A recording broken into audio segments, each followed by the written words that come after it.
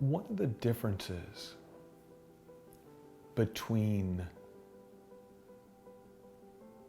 most living things in the natural world and humans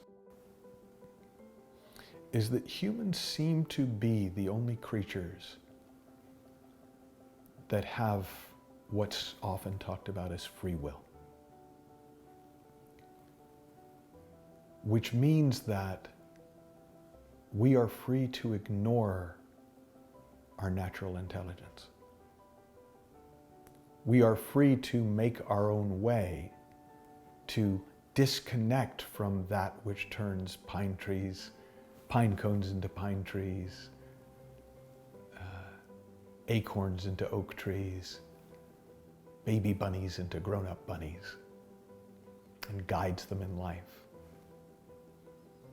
And try to make our own way. Now, the plus side of that is it allows us to create, at least in theory, a society that isn't as harsh as the natural world, where the weak are not always destroyed by the strong, and where survival of the fittest doesn't mean simply survival of the strongest.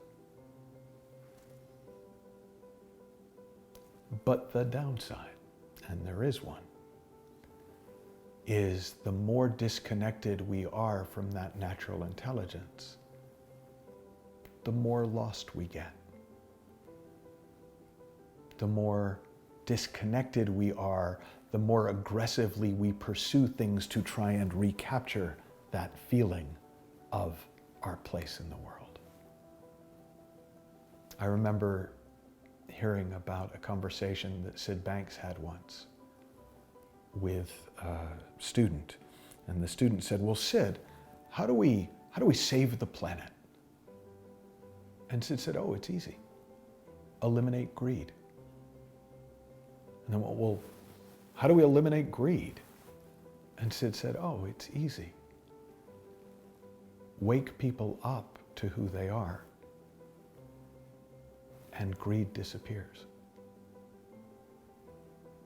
So when we wake up to this extraordinary nature that we are made of, that runs through us, so many of the problems we have created in society will fall away. And yet, that same capacity that can be so problematic to go beyond that unfolding, to enhance it, it can be used as a tool or a weapon. Free will. We can use it for the betterment of ourselves and others, or against ourselves and others inadvertently.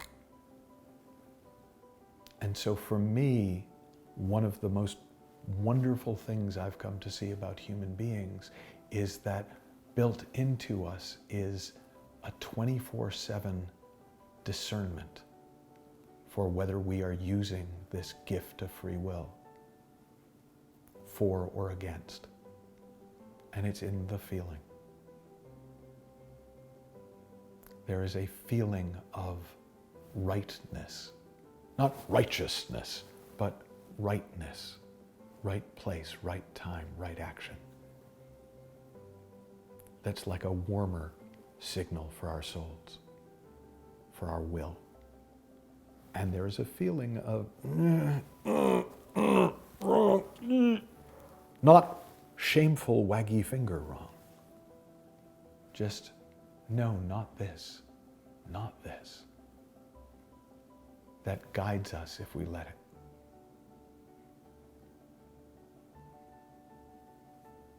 So free will is neither a blessing or a curse.